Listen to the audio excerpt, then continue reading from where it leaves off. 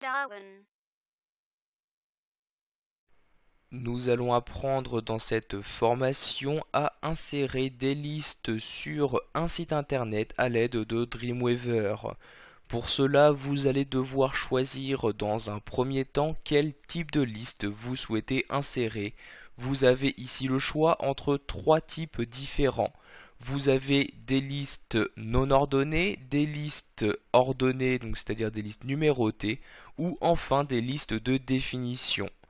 Donc ici nous allons par exemple commencer par insérer des listes non ordonnées. Donc pour cela je peux soit me rendre dans l'onglet texte et cliquer sur l'outil UL, ou alors me rendre dans le menu format, puis liste, et ici je choisis donc liste simple comme ceci.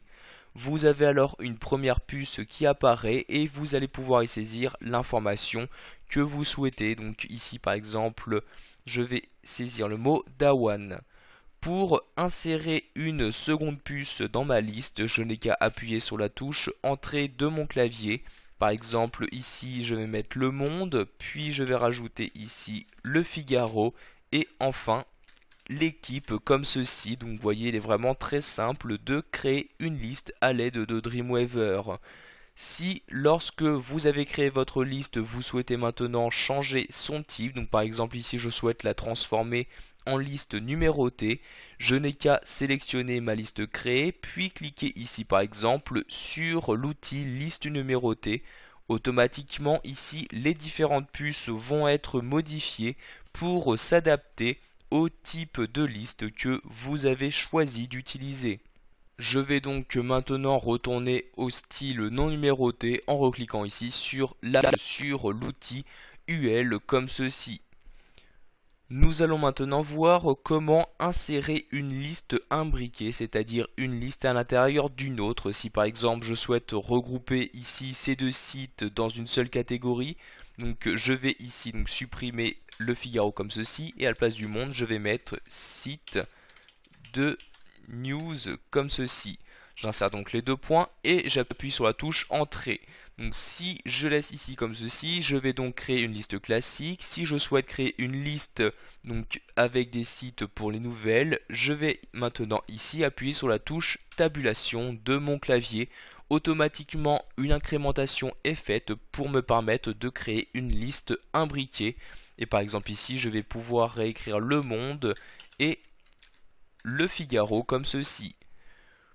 Vous pouvez apporter différentes personnalisations aux listes que vous avez créées. Pour cela, vous vous rendez donc sur une des listes que vous avez créées et vous cliquez en bas donc dans la barre des propriétés sur éléments de liste. Vous allez là encore une fois pouvoir choisir le type en cliquant ici sur la flèche, donc liste simple, numérotée, répertoire ou des listes réservées au menu. Donc ici je vais garder des listes simples et vous pouvez ici choisir de leur appliquer un style. Si par exemple à la place des puces je souhaite avoir des carrés, je clique donc sur carré. Je clique ensuite sur OK et alors automatiquement la modification est faite aux différentes puces de ma liste. Pour finir, nous allons voir ici comment insérer et utiliser une liste de définition.